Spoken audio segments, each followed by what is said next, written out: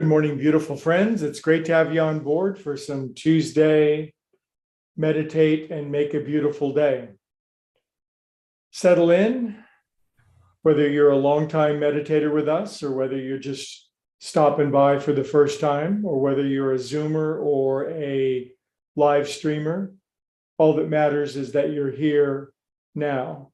And anytime two or more are gathered in the seeking and asking for wisdom and truth, here it comes.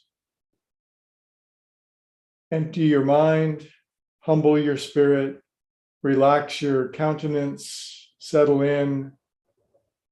No effort, no trying to create good, just getting in the way of it.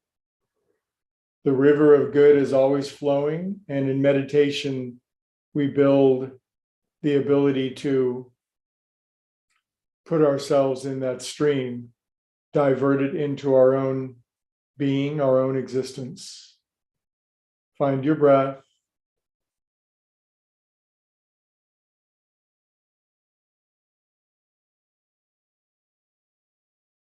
Relax.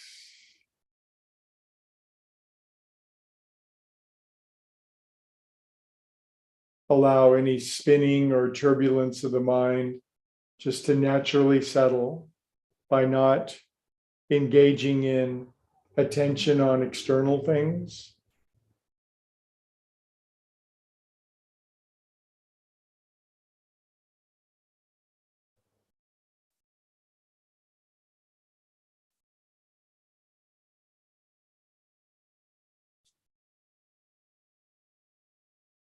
All is well.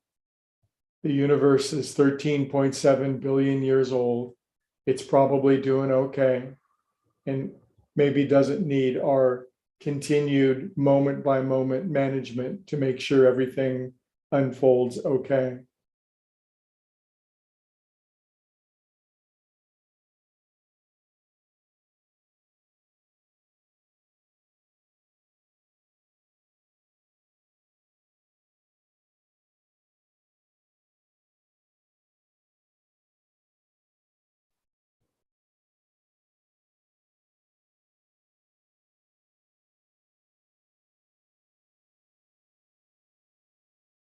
Let your breath become smoother, more relaxed, a little more deep, more balanced, calmer.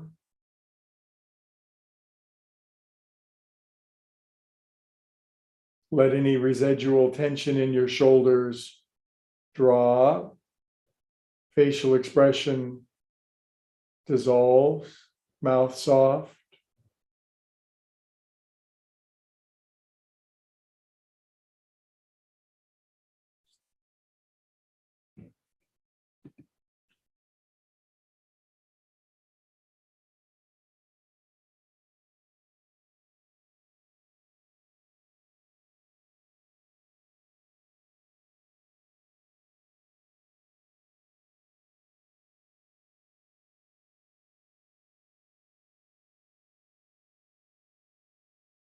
And direct your breathing more toward your belly button, deeper into your body, more diaphragmatic, less chest, more belly.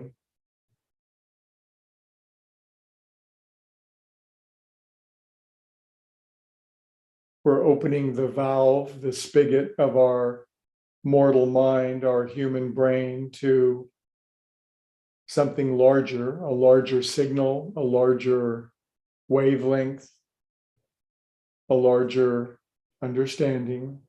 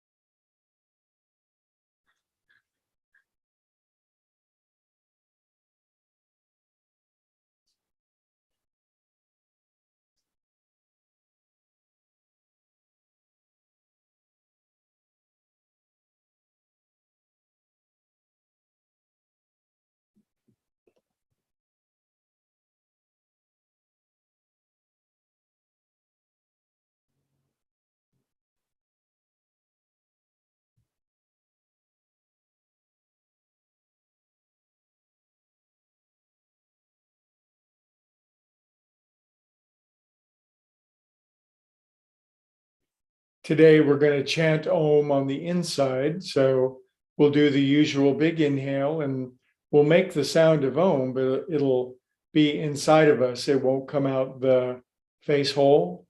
Big inhale.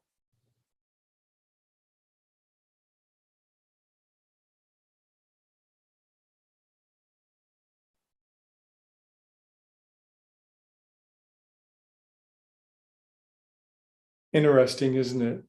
Let that ease and comfort and vibrational release spread through your body, breaking up congealed patterns of perception, painful habits of perspective.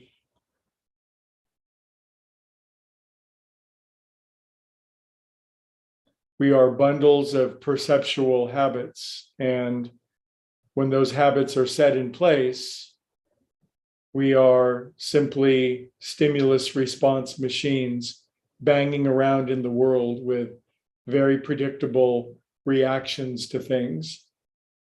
We live in a pretty small bandwidth.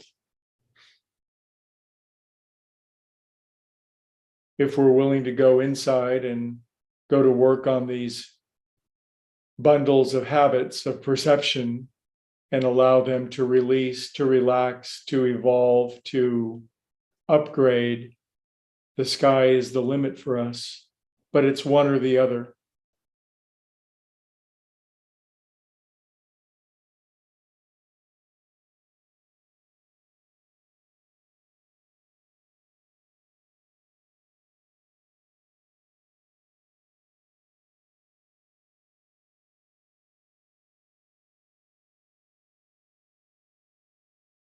Now, for a minute, feel whatever you're feeling on the inside of you, interface with exactly your current experience of existence.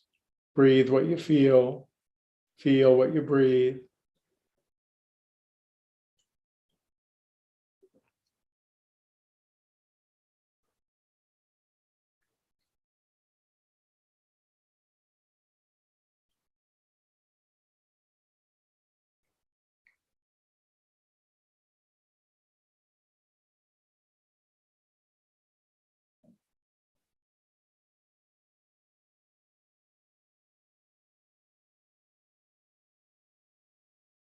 Feelings are not the end all and be all by any means, but they're a doorway. They're a portal inward to something infinitely more vast.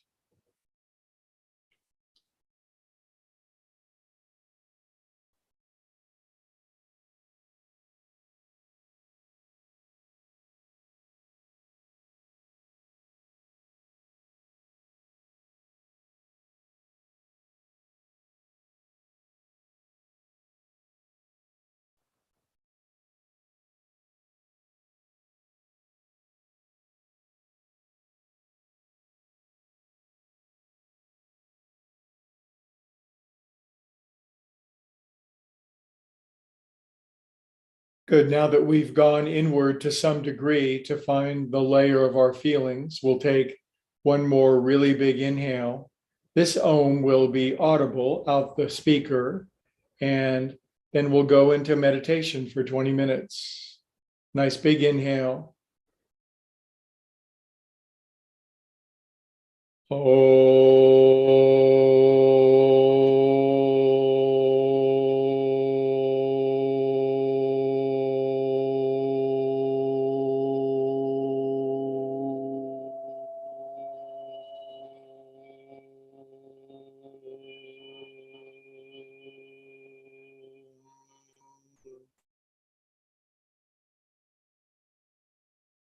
Let that spread through your body.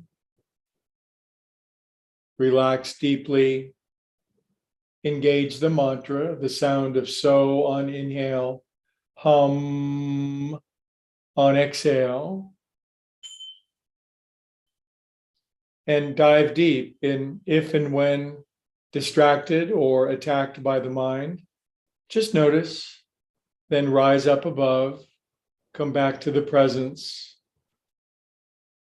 I'll see you in 20 minutes and we'll have a good little discussion today. See you in a few minutes.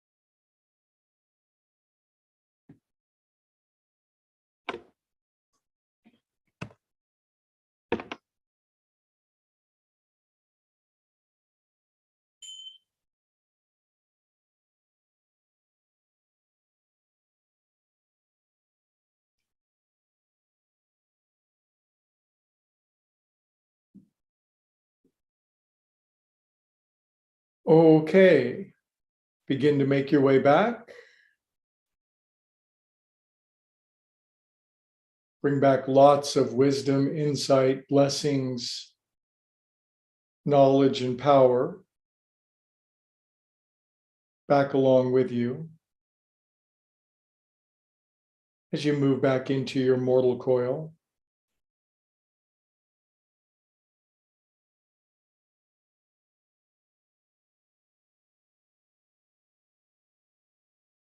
Wiggle your fingers and toes, circulate some feel good, some feel God through yourself.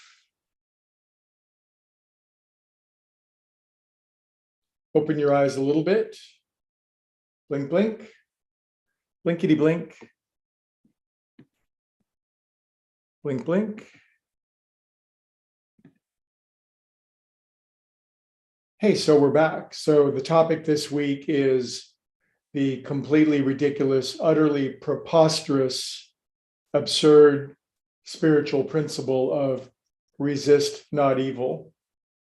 Yesterday, we talked about the concept of zooming in and zooming out on things, that similar to a camera lens, if we zoom in on something, if we pay more attention, if we zoom in, it becomes larger, it occupies more of the field of vision.